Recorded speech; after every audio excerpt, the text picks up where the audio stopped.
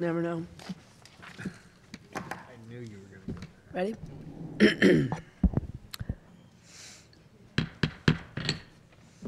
Let's go ahead and call the meeting to order, please. Regular meeting of Washington, Missouri City Council, Monday, March 18th, 2019, 7 p.m. Heidrich. Here. Holtmeyer. Here. Moheski. Here. Patke. Here. Pettit. Skornia. Here. Solentrop. Here. Waterman. Here. Please rise for the Pledge of Allegiance. And before we begin the pledge, we have a Boy Scout here this evening, Sam Tecklenburg, and he is with Troop 443 from Grace Summit. And this evening he's working on his citizenship in the community. So we've asked him to please lead us in the pledge, okay?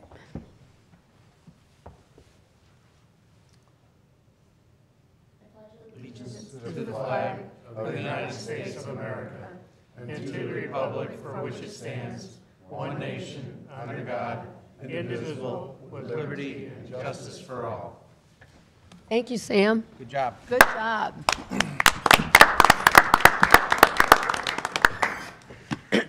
Was that for Mark? No. We're so happy to see you.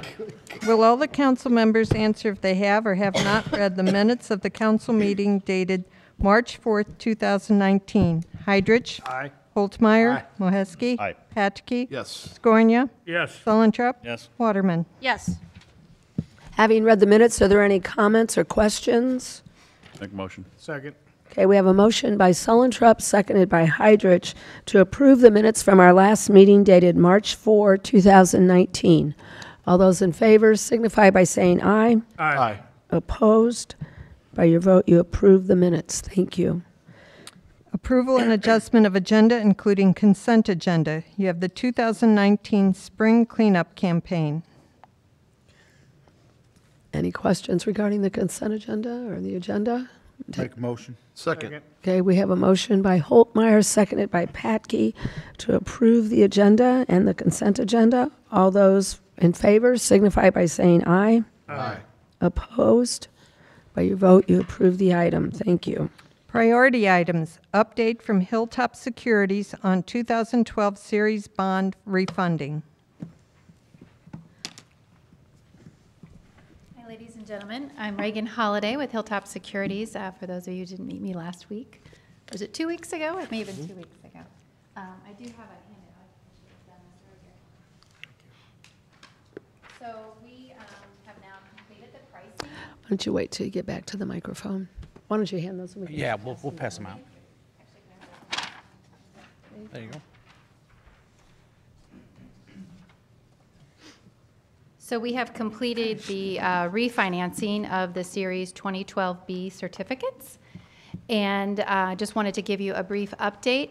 The good news is the market cooperated very, very well, and as you will see from the paper that I've given you, these are the final interest rates that the Series 2019, the refunding certificates have, and at the bottom of the page, will show your cash flow savings, which is a gross savings number of 1.1 million, which surpasses what we had originally had as our goal, quite frankly. I think when I talked to you guys 2 weeks ago, I gave a range of $500,000 to $750,000 was what we were hoping to get, and this obviously well surpassed that. The net present value savings ended up being $976,000. For a framework, the present value savings percentage was 4%. And in the parameters that you set in the bond ordinance, it was a 2% net PV savings percentage that you set as the parameter. So we obviously exceeded that. As well as all the other parameters that you set, this pricing fell well within the guidelines. I'm certainly happy to answer any questions that you have, but the good news is everything went beautifully. Well, thank you very much. All right. Good. Any questions? No, it's great. Okay. Oh, one other thing, I'm sorry, I forgot to mention. I did have just a little bit of kind of color on who put orders in for your bonds in case you guys might have any interest. We were oversubscribed, meaning that you had very, very good interest. So the par amount of the, it was 21,300,000. We ended up with way more than that in orders. So the good news is that then allowed us to actually lower your interest rates even more at final pricing. But some of the orders that we received, U.S. Trust Bank, Wells Fargo Private Client Services, Commerce Bank, BMO Asset Management. So that kind of gives you a flavor of some of the purchasers.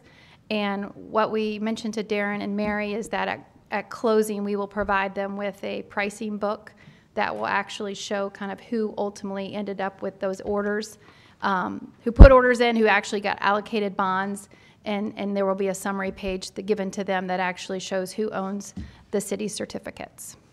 Okay? Very good. All right. Thank you. Thank you. Prop L presentation, Love Your Library Committee. I'm an entire committee, not really. I'm Carolyn Witt. I'm on the committee and retired city librarian, so I know from whence I speak. We're not the school district, so it won't be like razzle-dazzle. You all Carolyn, you wanna are pull aware the- of this because... Carolyn, you want to pull the microphone closer? There you go. There you go, sorry. Thank you. You all are aware of this because you have supported in the library board in asking for this tax increase, which will benefit all of us, the library as well as the city. We've had 10 cents from at least 1954, even before that. Anything that's almost as old as I am, that's a long time. Things have changed in the library world. We are still a viable part of the community, not just, I mean, people think libraries, books. No, we're so much more than that. We have magnificent programs for children, young adults, old adults, regular adults. Not to mention the fact that we are managing information. And in this age, whether it's in digital format or online, whatever it is, you still need a library to help manage it and make it accessible to people who might not have the ability in their homes to access information. This will put us on line with the same tax levy on the Scenic Regional District.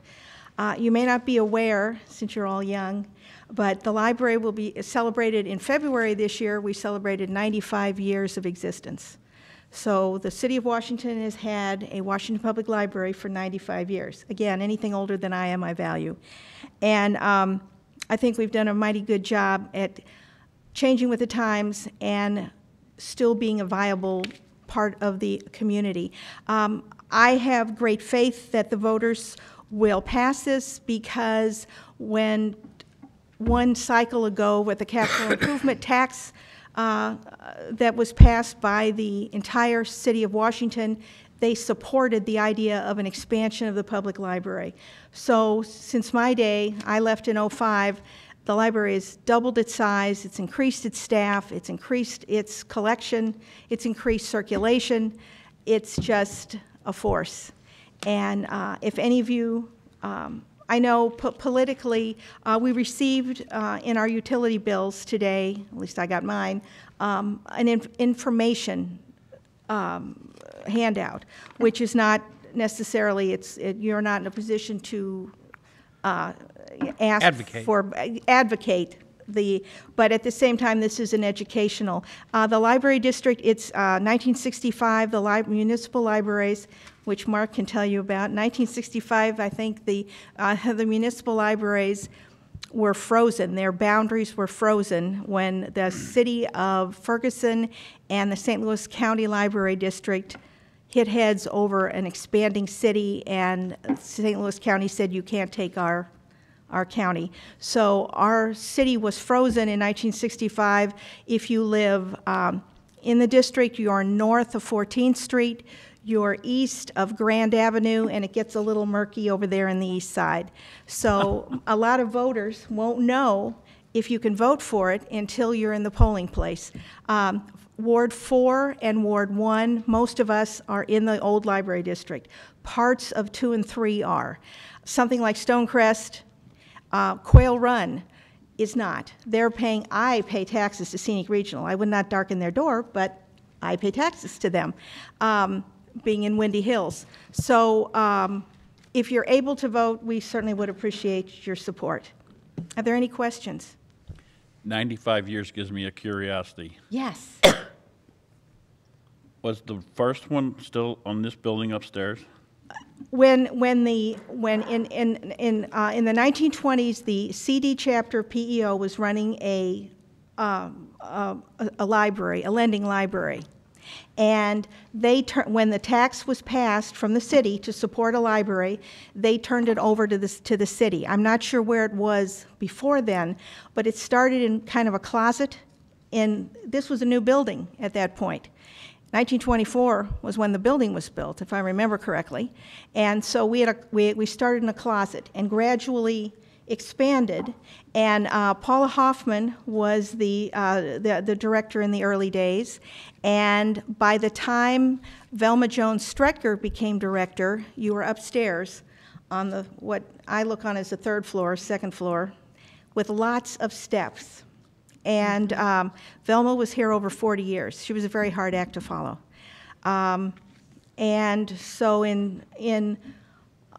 I was here, I remember we celebrated our 60th anniversary when I was here. And I've been retired since '05, and they're on their fourth library director. They don't make them like they used to. But, I'm very sorry that Claire Miller can't be here this evening, because she was going to come and speak on behalf of the library staff. And, but we would be very grateful. And you're right. I think it was always in this building once it was tax supported. Thank you. Many of us remember Velma. Yes, yes. Velma was a legend. She was great. And, never lost her head or her temper. And then there was me. It was interesting, but, well, thank you very much. Well, thank you, Carolyn. Thank you. I think the library is a very viable part of our community and our town, and I think from a council standpoint, I'd like to make a motion to endorse. Thank Top you. L. Second. Didn't we already do that? I don't know that you have. I thought that was already. We'll double up. We can I do it think again. you allowed us to. At Prop S, you did not, I don't think, Been several meetings ago that we did. did you? She's clerk shaking her head. Yeah. There you go. When Claire first, When Claire first brought it up. Yeah. Okay. I thought we had to agree to move the money at that time, but not endorse. that was Prop. for the budget amendment. Well, thank you very can- much. I'll make a motion to do it again. Well, I appreciate that. You can't get too many endorsements. And thank you all very You much. put a little check mark by ours. Okay. Mayor's presentations, appointments, and reappointments. Police Department reappointments. Evening, Council. Officer Boone and Officer Schmelz, please.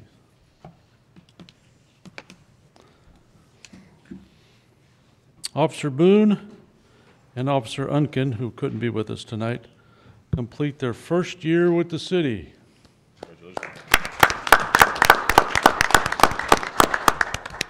They are a shining example of officers, and the city can be very proud of their service they've provided, and I know they will continue to do the best that they've done. Officer Schmelz and Officer Burke are both school resource officers. Officer Burke is in training for crisis intervention, which is dealing with persons with mental illness, so he can't be with us tonight. And Officer Schmelz is a middle school resource officer. So she gets to deal with young teens, which is a job all of its own. She's been with us now 11 years. So she's the veteran of the group here. She does a wonderful job, and the staff at the middle school loves her. And the kids have good rapport with her. And she helps take care of some of those issues that those teens get up there. So thank you also for your service, ma'am. And I would recommend you reappoint them, please. I'll make a motion. Second.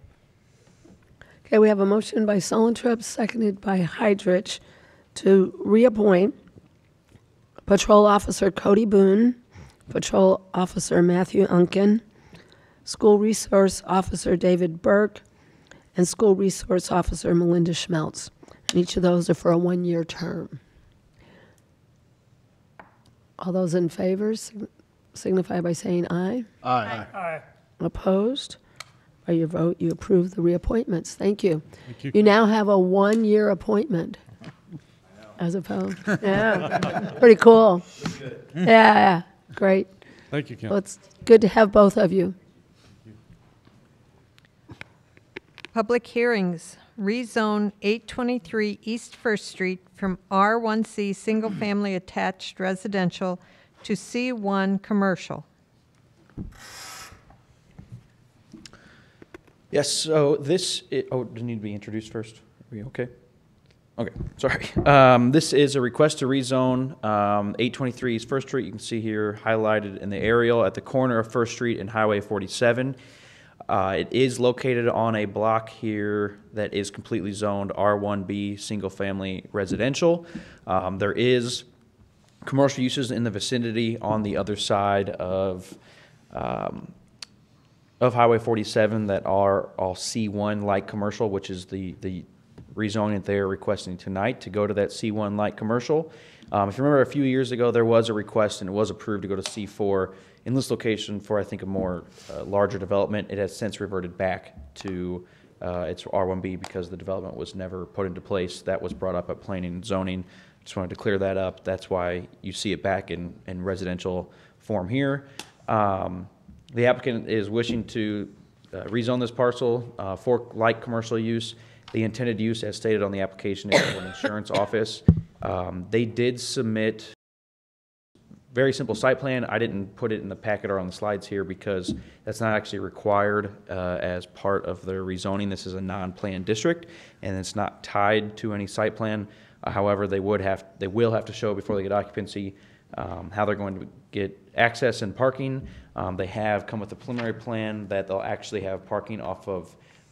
It's designated a public alley, but as you can see, it actually does function as a city street at Missouri Avenue because these homes don't have access or addresses off any other street. So it looks like an alley, but it does function as a city street, and that's where their parking lot will be with an office space on this building here. It will remain with a First Street address. So we are recommending approval, and Planning and Zoning did vote unanimously to approve the rezoning as well. Any questions or comments?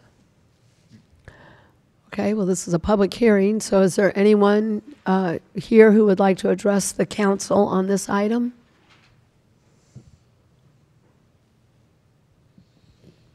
Okay. I'll entertain a motion to accept this item into the minutes. So moved. Second. Okay, we have a motion by Patke, seconded by Solentrep, to accept this item into the minutes. All those in favor signify by saying aye. Aye. Opposed? By your vote, you accepted the item. Thank you. An ordinance rezoning 823 East First Street from R1C Single Family Residential to C1 Commercial in the City of Washington, Franklin County, Missouri. Solentrep. Introduced by Councilman Holtmeyer. This is the ordinance that follows the previous item. Any questions? An ordinance rezoning 823 East First Street from R1C Single Family Residential to C1 Commercial in the City of Washington, Franklin County, Missouri. Holtmeyer. Aye. Solentrep. Yes. Waterman. Yes. Patke. Yes. Moheski. Yes. Heidrich. Aye. Scornia. Yes. By your vote, you approve the ordinance. Thank you. Rezone 415 Cedar Street from R1B Single Family Residential to R3 Multifamily Residential.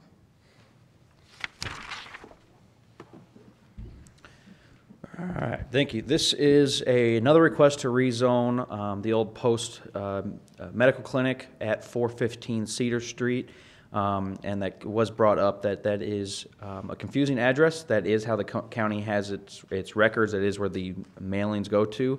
But that is the even side of the street. So you got 414 and you got 416. And this got put in there at 415. We'll have to fix that at a later date to make sure.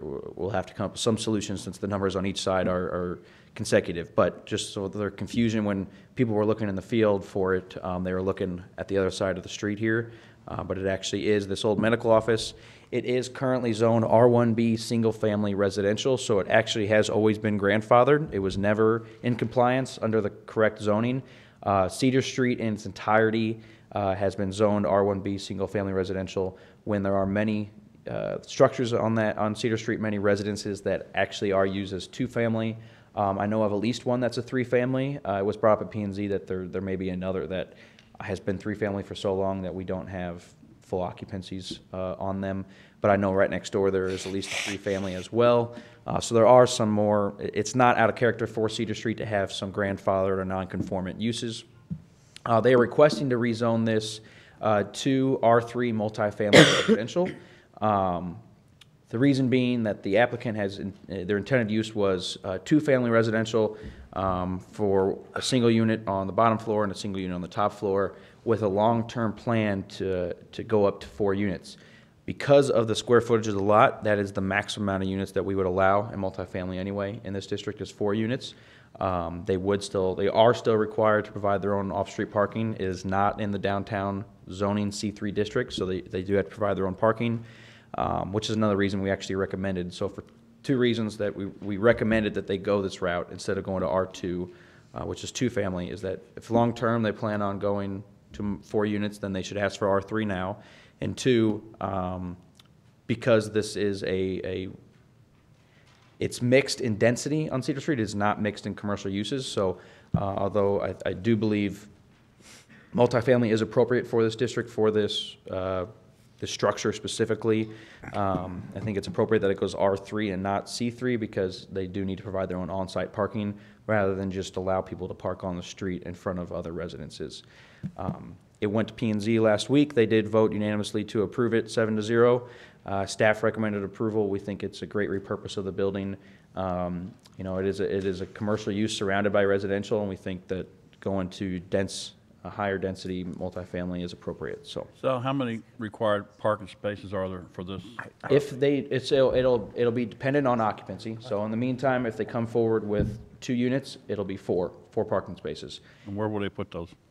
They would have to come up with that plan. So whether they revert something in the front or if there is parking on the side, they'll have to determine that. And if they can't get it to fit on the street, they will not get occupancy, and they'll have to either ask for a variance or come up with a solution with one of their neighbors. I just noticed just with the picture alone there, I don't know when that picture was taken, but I know that when Dr. Post was there and Ike Lamke was there, that there was always street parking for the people, and the workers would always park in the driveway there. It just seems like there's a lot of parking on that Cedar Street now, and they're gonna maybe put some on the street, or they're gonna have to come up with. They will be required to put parking off-site. However they want to come up with a plan with that. Off-street. Off-street parking, so on-site. So whether they figure it out to put it in the rear, in the front, or if they come up with a solution, a parking agreement with their neighbors. Who owns the parking lot behind them? Couldn't tell you. I think Not the applicant. Purcell Ellis. That's right next to, Well, they're gonna sell, maybe they can buy their. well, that's. That was brought up at planning and zoning. So, and there was one more comment that the reason there is not an ordinance on after this, the public hearing is obviously scheduled for tonight. We advertised it for tonight. The owner actually requested to extend this, not the applicant. There is still a final inspection that needs to be done for due diligence before the buyer closes on the property. And the current owner didn't want the property to be rezoned and then something happened in the inspection and the buyer backs out and they knew they had a rezoned property that they don't want it to be multifamily.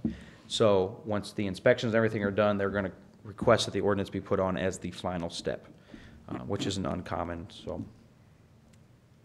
As long as they're in compliance with the city ordinance. Yeah, they'll have to show all that, even if, I'd have to look in the zoning code, but there may be a requirement for some even light screening between these 2 uses. We determine all that when they actually come up with a plan.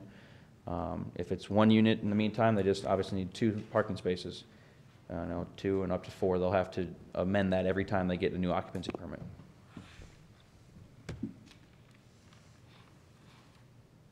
Any other questions or comments? All right, thank you. We will entertain a motion to accept this item. Make a motion. Second. Okay, we have a, To be open. oh, it's a public hearing. Does anyone care to address the council on this item? Okay. So now we have a motion by Holtmeyers, seconded by Susan, by Waterman. Sure. I'll let Yeah. you have it. Okay, so we have a motion by Holtmeyer, seconded by Waterman, to accept this item into the minutes. All those in favor signify by saying aye. Aye. Opposed? By your vote, you accepted the item. Thank you. Code Amendment 400.120, special use permit, add indoor shooting ranges in C2 General Commercial, C3 Central Commercial District, M1 Industrial District, and M2 Industrial District. Yes, so this is a fairly simple code amendment. We talked about this at our last workshop, I believe. In our section of our table of uses, if you remember in 2017, we added our zoning matrix. This will just add a new line item to that matrix, designate an indoor shooting range as a permitted use with a special use permit in C2, C3, and M1, M2, and then obviously in our planned districts, like all of our uses, which would require not only a special use permit, but also a development plan approval. This portion went to planning and zoning, obviously, because it was a zoning change to Chapter 400. They passed it unanimously. They didn't have any comments. We will have to, so the ordinance, if there's no comments and we don't get anything from the public, at our first meeting in April, we will also amend, we'll amend the zoning ordinance, as well as there's an ordinance that requires that a firearm be discharged on 3 acres or more. We will amend that to specify unless it is a special use permit in an indoor area. Yes, thank you. So if there's any more questions, I'd be happy to answer. If not, it'll be on there next. Anybody interested in that, or was it just something that we come up with? Yeah, no, we did have an applicant, wish to do this, and then that's when we realized that, one, it wasn't actually a defined use, and two, we strictly prohibited it by default, with that first ordinance. So we're just trying to be a little reactive on this. And luckily, they weren't in a hurry, so we told them April 1st, hopefully, with that meeting, and that was okay with them, so. Okay.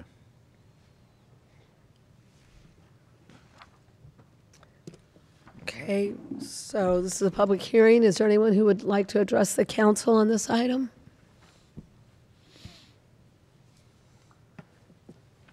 Okay. Any questions from council members? Okay, I'll entertain a motion. Second. Okay, we have a motion by Sullentrup, seconded by Patke, to accept this item into the minutes. All those in favor signify by saying aye. Aye. Opposed? By your vote, you accepted the item. Thank you. Citizens' comments? Is there anyone here who would like to address the council on any item that is not on the agenda? Okay. Report of department heads. Fee recommendation, Motorsports Arena. Okay. Wayne? Good evening. Just back in February, a man came into the Parks and Rec Department and was wondering, his name was Lloyd Weidman of Diamond 3 Sports Marketing and Communications. He was wondering or inquiring about renting out the Motorsports Arena in the fairgrounds. And we staff started looking and realized that there's no fee in the ordinance to rent out that facility. And so with that said, we started kind of figuring out how we would go about doing this. He really wants to have an event here on June 22nd. It would be a monster truck event during the afternoon, Saturday the 22nd, about a 2.5 hour event at the Motorsports Arena. He does this kind of thing in different places throughout the Midwest. I know recently he was looking at somewhere in Warrenton to do this event, and it's kind of a spinoff of the monster truck event that was down at the America's Center Dome in St. Louis a couple weeks ago. So looking into it, the fee, we kind of ran this by the Fees and Charges Committee, and they suggested, after some discussion, doing a $2,000 deposit and then a $2,000 rental fee, and it would be a one-time fee. Since there's nothing in the ordinance, this guy needs to kind of get moving to advertise this event. And so I'm here to see if council will approve a one-time fee, $4,000 total. That's $2,000 in deposit, $2,000 in the rental fee for the Motorsports Arena to rent it out on June 22nd for this event. Is there a rain date? There probably is, but we never got, we met with him, Darren met with him, staff met with him, but we never got that far as there probably would be, especially since he's lining out I'm quite just a bit saying, of if we're going to stuff, approve but something and it doesn't happen on that day, do we need to have another one a approved? backup date. I think you can make a motion with a reasonable backup date. I mean, we're just asking you to, we wanted to go ahead and bring this to you as a one-time fee because the committee will come back to you with a regular, but just based on what we had, we thought we didn't want to discourage this use. We certainly wanted to invite it. I think you could just say reasonable to it within a couple weeks after the date that's proposed as a rain date or something. I don't know, Mark, do you have any? What, The only question I have is, we just did an agreement with the chamber yeah, that's what I was just for thinking. the use of Correct. the fair, and they have exclusive use of that property. July 7th. Is that it? So they could use this anytime between June 26th or 22nd and July 6th. There you go. But it's got to be during that period, because otherwise the chamber has it. What's the procedure about insurance then? They still have to abide by that, just like all our other facilities. We just brought this before you for this, like I said, just due to the fact it's not listed, we still wanted to encourage them to go ahead and rent it. We will probably have that back to you, or Wayne and his group will have that back to you at some point over the next few months of a recommended regular fee for the facility.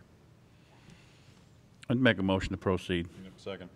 Okay, we have a motion by Sullentrup, seconded by Moheski, to approve the fee recommendation for the Motorsports Arena. All those in favor signify by saying aye. Aye. Opposed? By your vote, you approve the item. Thank I you. know it's after the fact, but it's to June 22nd, and then with a rain date up to July 7th, or whatever the date is for the fair. That was what your that motion correct? was, wasn't it? Okay. Bid recommendation, roofing package E. Okay. So in the spring of 2017, everyone's aware that we had the storms roll through, and we've been replacing different roofs in parks and facilities and city facilities since then. And so I'm here now. Currently, we had roofing package E out for bid, and that included the library roof, which is a rubber roof, and then as a bid alternate, the snow retention system for City Hall to prevent the snow and ice from sliding off of the roof and hitting people as they're entering or exiting the building. And the bid for the library roof, or the package for the library roof, was we used Horn and Horn Architects as a consultant, just because staff does not have much experience with a rubber roof. And we received 5 total bids. 3 of them met the requirements in the bid document. And then after reviewing the bids and consulting with Horn Architects, who's done business with the winning, the lowest bid, we're asking that the city move forward with the replacement of the library roof and the addition of the snow retention system for City Hall with Glant Roofing. And the bid came in for the library roof at $110,152, and then the snow retention for City Hall here came in at $9,334. So staff recommends that council consider the approval of the Glant Roofing bid in the amount of $119,486, and this is less than the $132,207.85 from the insurance settlement. Any questions? Any questions? I make a motion to accept it. I'll second. Okay, we have a motion by Holdmeyer, seconded by Waterman, to approve the bid recommendation for roofing package E. All those in favor signify by saying aye. Aye. Opposed? By your vote, you approve the item. Thank you. Can I ask a quick question, Darren? Yes. Sure. All these contractors, they still have to come up with a performance bond? Yes. Okay. Doesn't, yeah, all of them would have to do the same, even if it's insurance money. So. We do have, with some of the savings, we'll be looking at, I think you got one more package to put out for bid? Yes. Is that correct? That's, it'll probably be Ronzik, cabinet, Miller Post, and the lunch stand. And so, well, the lunch stand was something that we're going to take a look at. That's not, did not get Oh, yes. damaged as a result of the thing, but Correct. we're looking at the savings that we have. I know the Fair Board is looking at replacing the lunch stand, the siding on the side of that, but they've asked us to participate in fixing the roof. The roof's pretty old. It's not been, I don't know the last time it was addressed, so, but anyway, but the savings we're getting from this, we're looking at doing some of those other projects or whatever and adding those to it, so. Sounds good. We'll bring those to you as those bid packages come forward. Did you have anything else? And then I had one more thing that wasn't on there. As many of you are aware, the Parks and Rec Department will start performing ball field prep activities this spring, like now. And as you heard a few weeks ago in the City Council meeting, Washington Youth Sports lost their field prep person this year, and so they've asked the city to kind of take on those activities. And the city, the staff, we bid that out back in January, and we didn't receive any bids from any companies wanting to do ball field prep work. So after several meetings with the local organizations, it was determined, talk with Darren and the local organizations, it was determined that the city would take on prep in those fields. To take on ball field prep, we'll need an additional full-time staff person to do these activities. And so we'll need an additional staff person, and that takes money. So we've done some shuffling of the budget, and we're hoping to shift the part-time permanent money that we had in the budget, which is $38,000, and use that to hire a full-time person this year for fiscal year 2018-19. And then in future years, that line item will be deleted out of the budget, and we'll just have that full-time staff member. Full-time staff member with benefits is about $35,000, and like I said, the permanent part-time money we had in there was $38,000,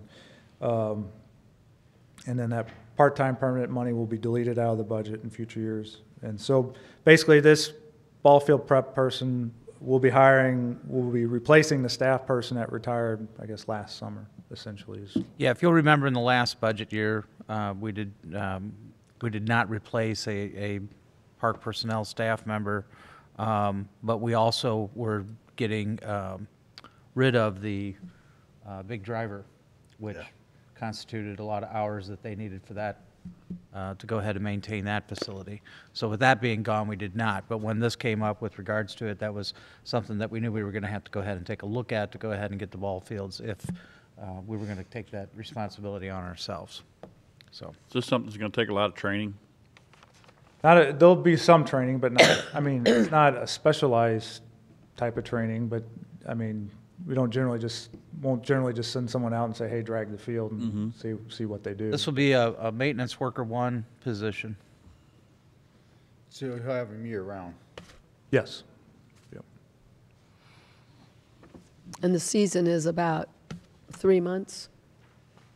Yeah, Jeff, you depending on would- rainouts and stuff, yeah. Yeah, you got almost 4. Okay. Sounds good.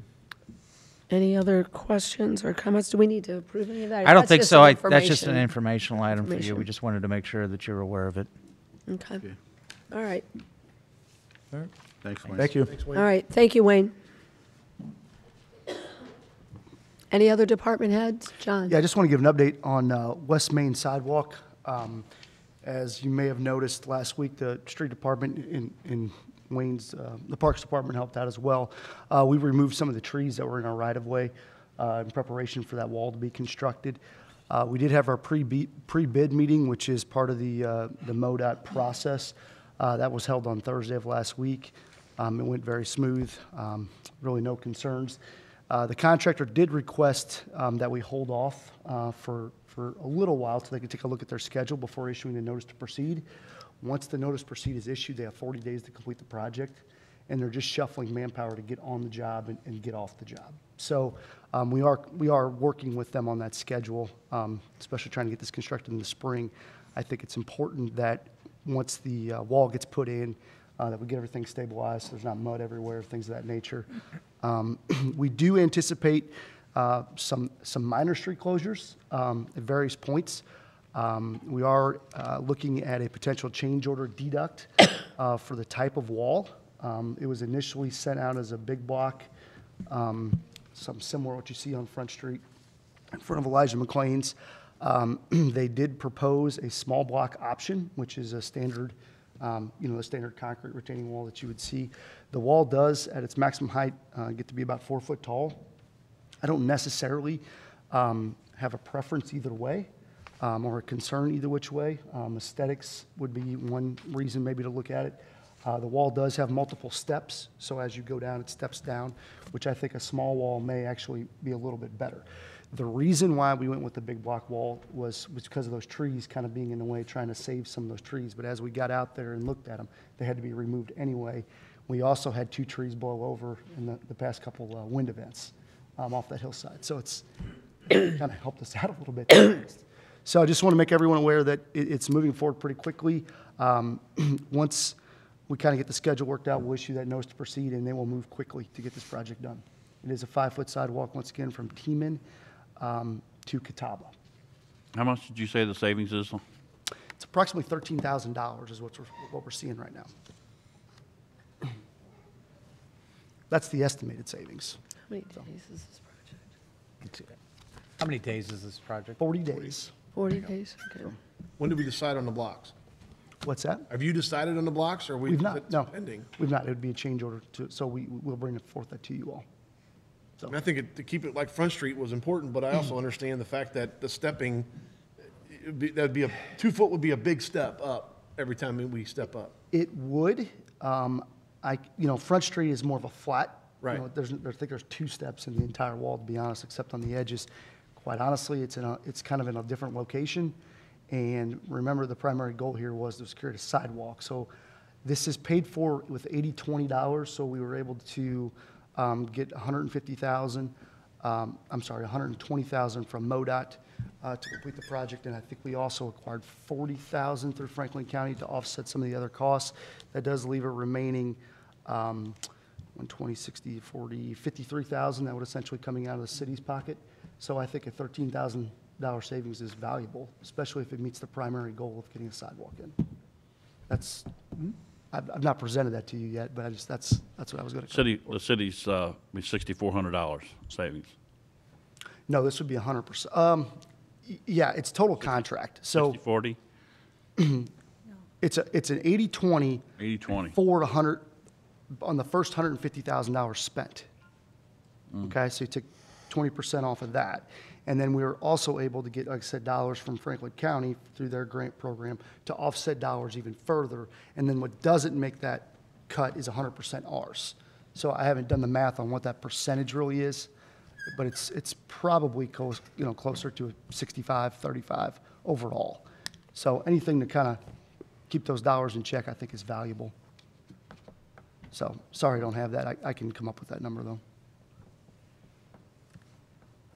A wall, quite honestly, if aesthetics, a wall is a wall is a wall. It's retaining what it needs to do, and it creates that sidewalk, which, like I said, is our primary. That's what Trump said. And this is also the money, the MoDOT money was, it's dollars. It's important to say this, that dollars being utilized are dollars that must be spent by 2019, September 2019. If those dollars do not get spent by September 2019, we forfeit those dollars. It's a funding source that has gone away. So we were up against a deadline there, and that's why this kind of project came to fruition. Any other questions? Nope. Okay, thank you, John. Anyone else?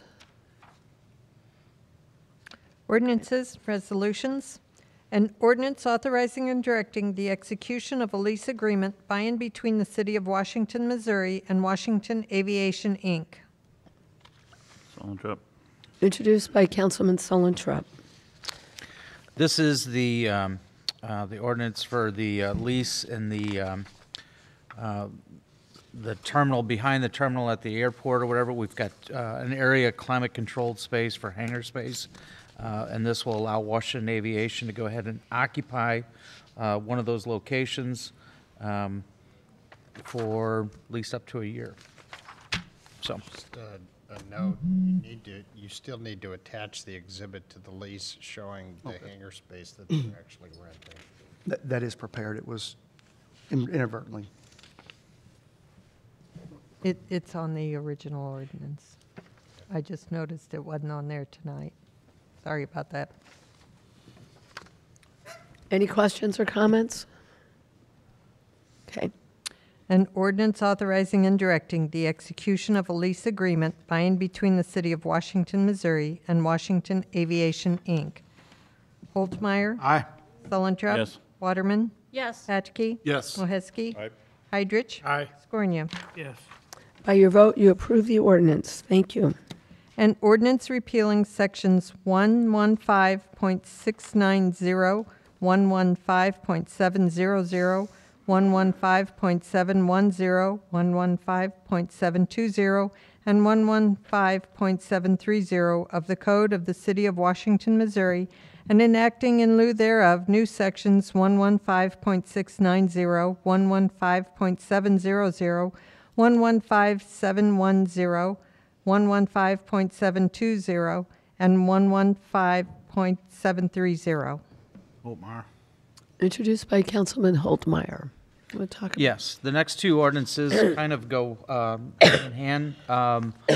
As we had discussed or whatever, Mary had first brought up when we were looking at doing the code changes throughout the city's code, we held back the public works section because we wanted to go ahead and take a look at reworking that. And so that's the second part of the ordinance, or the next ordinance, I should say, not the second part, 7C.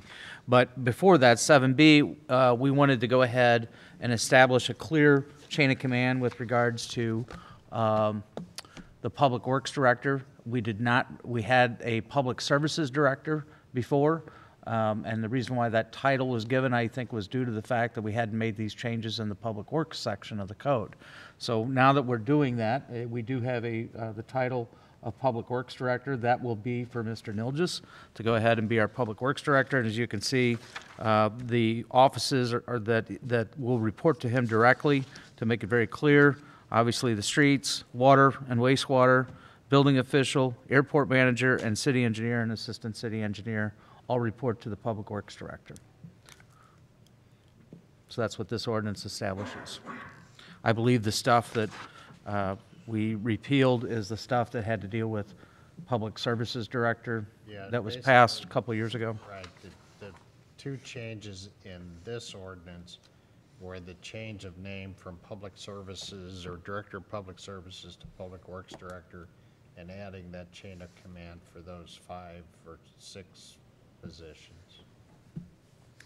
Also, we did bring this before the Board of Public Works to make sure that they were aware of that we were making these changes. We did that at their last meeting. So. Any questions or comments? An ordinance repealing sections 115.690, 115.700, 115.710, 115.720, and 115.730 of the Code of the City of Washington, Missouri, and enacting in lieu thereof new sections 115.690, 115.700, 115.710, and 115.720 and 115.730. Holtmeyer. Aye. Sullentrup. Yes. Waterman. Yes. Patchke. Yes. Moheski. Aye. Heidrich. Scornia. Yes. By your vote, you approve the ordinance. Thank you. An ordinance repealing Chapter 120 of the Code of the City of Washington, Missouri, and enacting in lieu thereof a new Chapter 120. Again, this is the second part, what we just discussed. Mark went through the Public Works section of the code. I think was there a couple of other items that needed to be addressed that you wanted to clean up? Yeah, it was mostly just cleaning up a couple of things. I don't think this ordinance particular ordinance had been, or chapter had been addressed in 30 or 40 years or longer, so there were just kind of a couple of cleanup things. Other than that, it basically tracks what's in the statutes now. So. And I will bring to your attention paragraph G, which is section 120.070, that the Board of Public Works shall have the power to appoint a superintendent. They still have that, so in this case, Kevin Quatham is still our superintendent, and they still get to go ahead and appoint that person for day-to-day activities. We still need to introduce it. Yeah. So, I think, Joe, how you doing? Thanks for introducing that. introduced by Councilman Holtmeyer. An ordinance repealing Chapter 120 of the Code of the City of Washington, Missouri, and enacting in lieu thereof a new Chapter 120. Holtmeyer. Aye. Solentrop. Yes. Waterman. Yes. Atke. Yes. Moheski. Aye. Heidrich. Aye. Skornia. Yes. By your vote, you approve the ordinance. Thank you. An ordinance authorizing and directing the execution of a quitclaim deed by and between the City of Washington, Missouri, and the Washington Volunteer Fire Company. Patke. Introduced by Councilman Patke. I'll let Mark explain this. Back when the city acquired the land for, I think this is the correct scenario, when the city acquired the land from the Redevelopment Corporation for the training center, that was part of a larger lot than what's actually there today. The lot was, part of that lot was deeded to the city for the training center. The other part of that lot was eventually deeded by the Redevelopment Corporation to the Volunteer Fire Company. Unfortunately, the deed conveying the training center to the city also included this parcel that was supposed to go to the Volunteer Fire Company. So when the Redevelopment Corporation deeded it to the Volunteer Fire Company, they frankly didn't even own it anymore, so they didn't have the ability to grant a valid deed. So all of this was caught as part of the refinancing that we're doing with the certificates. There was a title search done, and it caught it, so we're really just trying to correct this. We actually started this back in 17 as part of that with the bond issue, which started then, but we never went forward with it, so this is just cleanup. If I haven't confused you, I'm shocked, but that's what It's we're double doing. deeded. It was. This just cleans that up so that it's truly owned by the Volunteer Fire Company. Any questions? Just one typo. If you notice under Missouri quitclaim deed, the second paragraph, it says situated in the county of St. Charles. Be very clear, it's situated in Franklin County.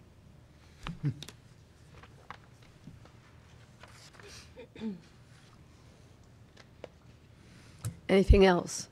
Nope. Okay. An ordinance authorizing and directing the execution of a quitclaim deed by and between the City of Washington, Missouri, and the Washington Volunteer Fire Company. Holtmeyer. Aye. Solentrop. Waterman. Yes. Atke. Yes. Moheski. Aye. Heidrich. Aye. Skornia. Yes. By your vote, you approve the ordinance. Thank you. A resolution establishing a debt management policy for the City of Washington, Missouri. Okay, so now look at, Mary changed up these directions over here, okay? So it says read, introduce, second, vote, Mayor.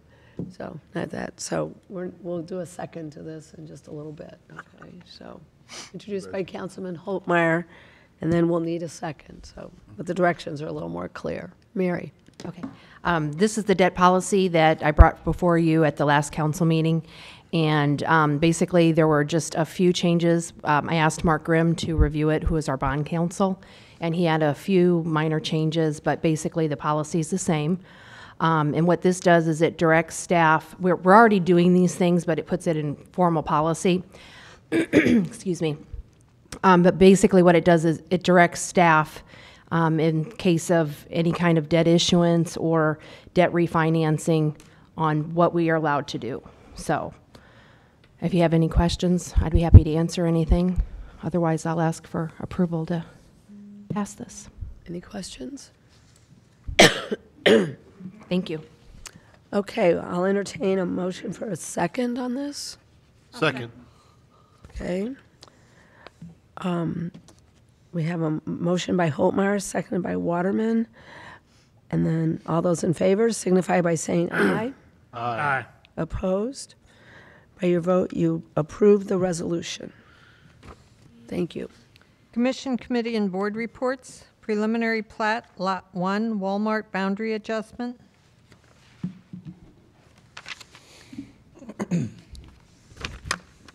All right, this is an unusual request, a little bit just by the name of it in particular. So this Lot 1 boundary adjustment of the Walmart plat, this is the J.C. Penney's lot. You can see here's the McDonald's. This is Washington Heights Drive and Highway 100. This was the first Walmart Supercenter, the second Walmart location in town, which is how the plat got its name. And I guess at some point they did a boundary adjustment plat, and that's how it actually got named. This is Lot 1 of the Walmart boundary adjustment plat. The applicant has requested to create a lot, an outlot here, for Panda Express. You can see this will be adjusted Lot 1, and this will be Lot 1A, and then Lot 1B. You can see here, they do have the right-of-way frontage required along Highway 100, and then they're continuing to show the access easement that goes across, just like they do for McDonald's. So there'll be parking on this northern side here. This driveway will remain open as needed for the development, and then the actual building and drive-through will go in the southern portion. There is a performance, and I kind of highlighted here so you can see in the area where it would be added. They are requesting the preliminary plat and final plat approval tonight.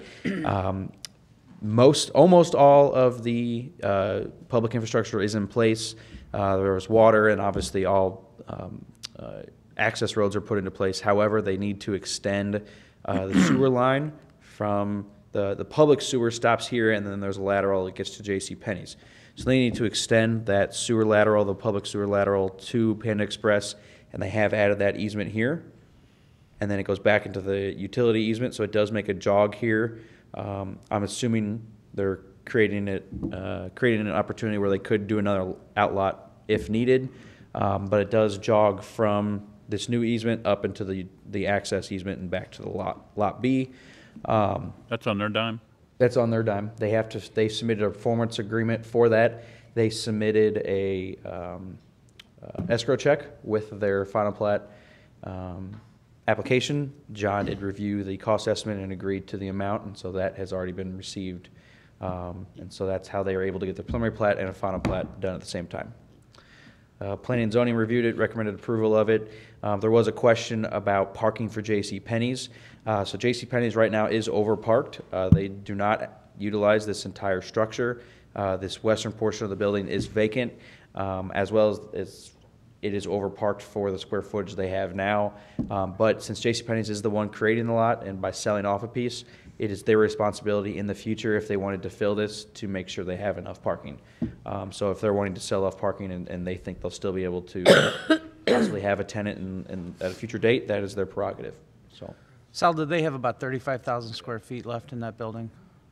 I couldn't tell you off the top of my head. That's the last number I had remembered. Yeah, So. we do not have it listed for them. Where's that building get placed, up towards the highway there? Next to McDonald's. Yeah, I know that, but up towards the highway there? No, so it'll be, No, that's for parking. yep. So parking will be placed here, they'll keep the access, and then it'll be built just like McDonald's with a drive-through on the backside. I've never been to them, so are they, I guess they're kind of small? Yeah, they are. Smaller footprint. All right. They actually, they had some issues with finalizing this. I was just chasing down JCPenney's corporate. Their building plan has already been, their entire building permit application has been reviewed and approved by the building department here locally. We have held on to the actual permit until they got this done. So as soon as, if this is approved tonight, they'll be able to break ground next week. Or this week. So.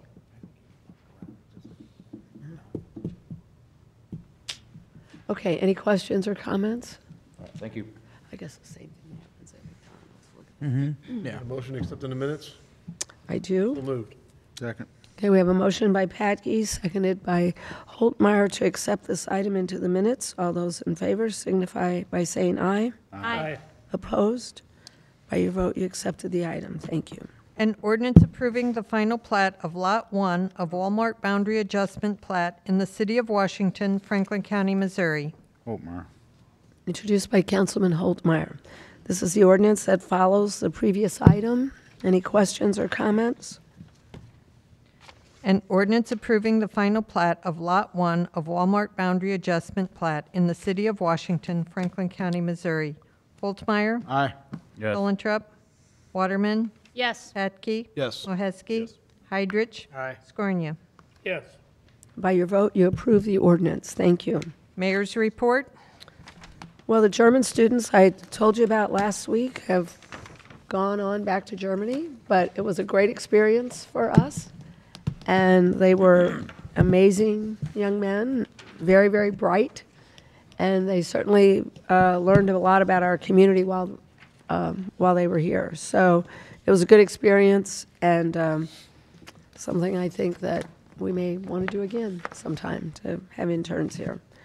And then you've probably seen in the paper that the tentative date for the bridge demolition is April the 4th. Of course, there's a lot of things that's dependent on, one being the river levels. So So a lot of complaints on that date, just because it's not a weekend. yeah, I think they did that on purpose. We just don't have control. Oh, that's. Yeah, yeah. So anyway, and the viewing would be from the riverfront park. And so if the river is higher than between 17 and 18 feet, is that the magic number is probably That's the magic 18? number. I think it's very important just to say that this is a tentative date, that this Right. is Very, very it can flow tentative. up or down. I mean, the river most likely is going to remain at moderate flood stage through the rest of this week, which means Yes. that there's not a lot of opportunity for them to finish up their lighting work and some other things. So just, Yeah, it's a very tentative date. So, sorry. no, it's true. So we need to get that out there. But so the river level is 18 feet. Anything above 18 feet, we'll close it or stop it. But you're right. If they can't get their preliminary stuff out there, that'll delay it as well. So it's very tentative. So, okay, that's all I have. City Administrator's report. No report. I do have a few items for you in executive session. Council comments.